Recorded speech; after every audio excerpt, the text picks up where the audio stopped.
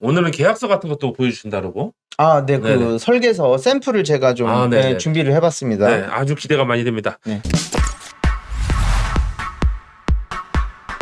자, 지난 시간에 장애인 전용 보험, 그다음에 간편 보험이라고 말씀하셨죠? 네, 간편 보통 보험이요. 보험. 네. 네. 그래서 장애인 전용 보험과 간편 보험에 대해서 설명을 좀 해주셨어요. 그래서 간편 보험이 어떻게 보면 더 좋을 수도 있다. 결론적으로 봤을 때는 장애인 전용 보험을 굳이 꼭 그것만 들어야 되는 건 아니다.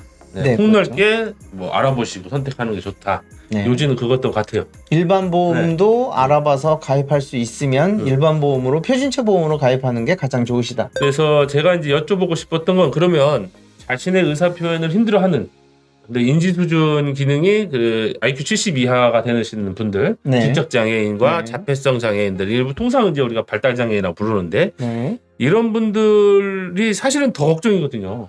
네, 그렇죠. 네, 자기의 의사 표현도 못하지만 그러니까 몸 관리도 잘 안 돼요.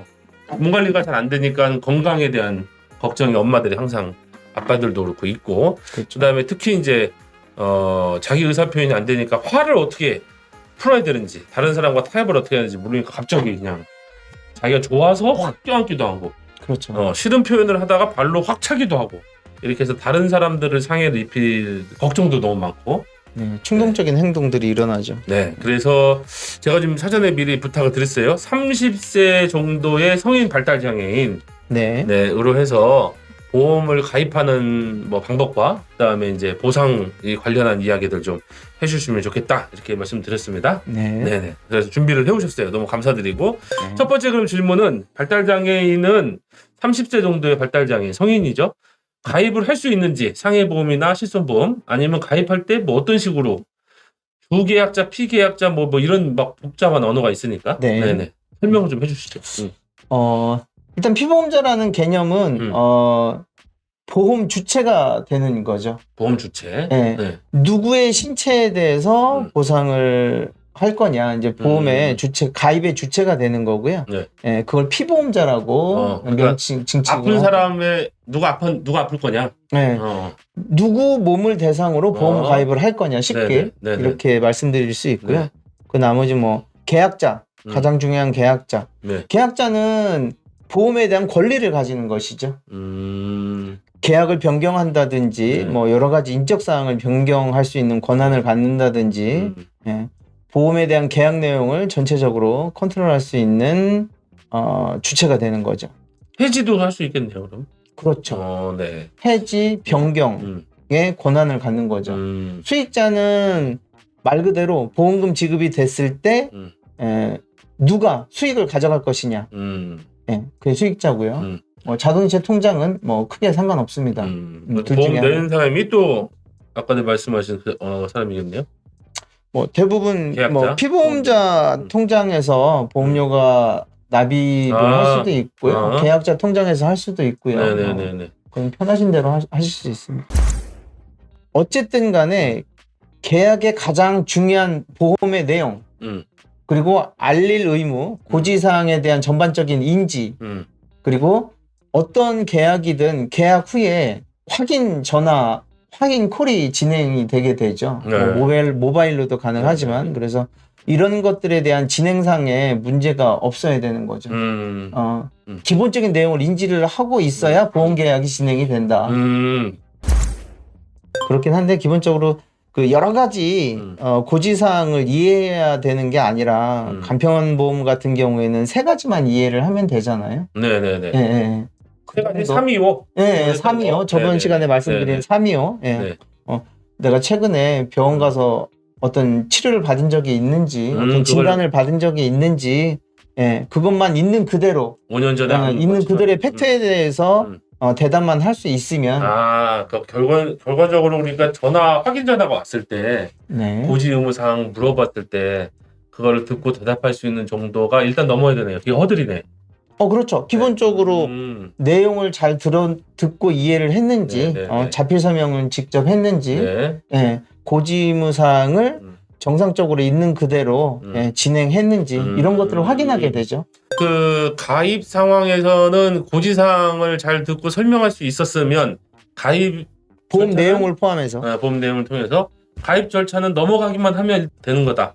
그렇죠. 계약이 성립하는 거다. 이해하고 네. 대답이 네. 있는 그대로 진행이 됐다. 그럼 네. 성립이 되는 거죠. 그러면 그 다음에는 보상에서는 이제 문제는 거의 없는.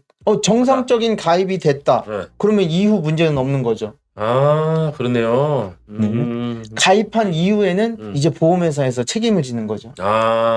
그러면 그 정도로 우리 이제 부모님들이 생각을 하시면 되겠네요. 네, 이제 케이스별로 너무나 많은 상황이 있기 네, 때문에 예, 그렇게 전문가와 진행을 하시면 네. 아마 좀 답을 찾을 수 있지 네. 않을까.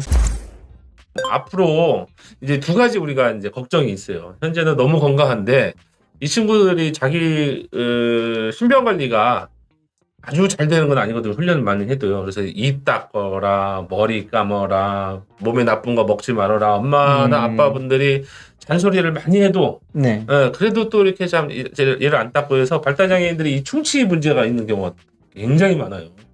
그다음에 그렇죠. 비만이 굉장히 많고. 네네, 그렇죠. 비만이 많으면 또 이제 나중에 40대 정도 되면 통풍도 오고, 여러 가지 질문이 네, 올 뭐 수 여기 있죠. 뭐 혈관 질환도 오고, 그래서 네. 그런 걱정들이 많으니까 일단 자기 몸에 대한 것들 실손 보험인가요?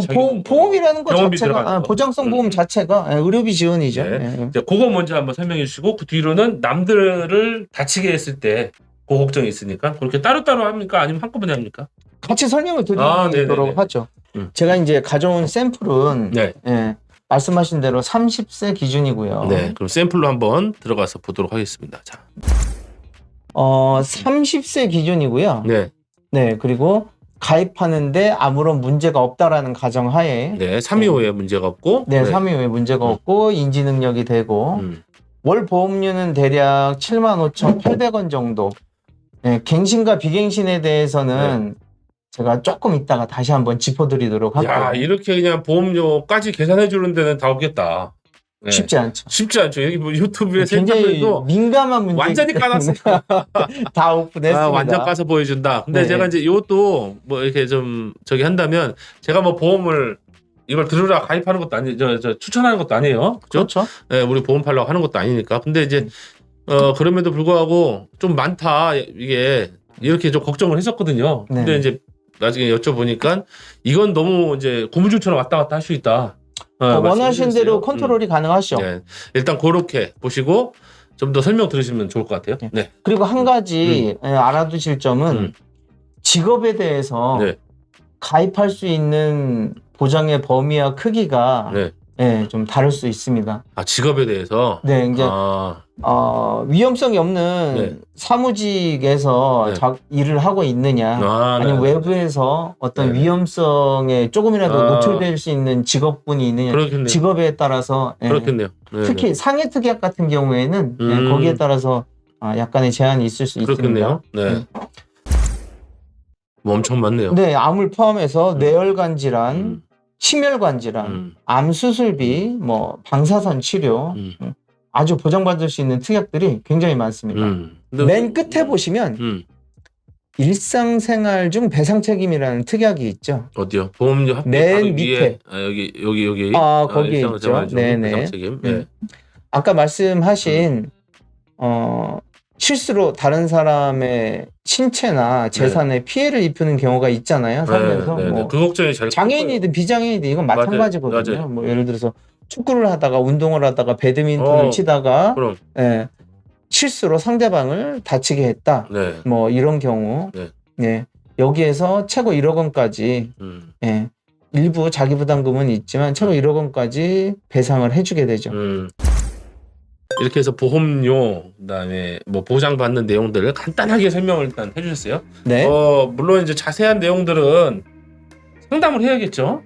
네, 워낙 케이스가 다양하기 때문에 상담을 해야 정확한 답이 나올 수 있습니다. 제가 선생님이라도 설명해주기 어려울 것 같아요. 이게 너무 많은 케이스와 수많은 케이스가 있죠. 그래서 뭐라고 딱 정의해서 얘기하지는 못할 것 같은데.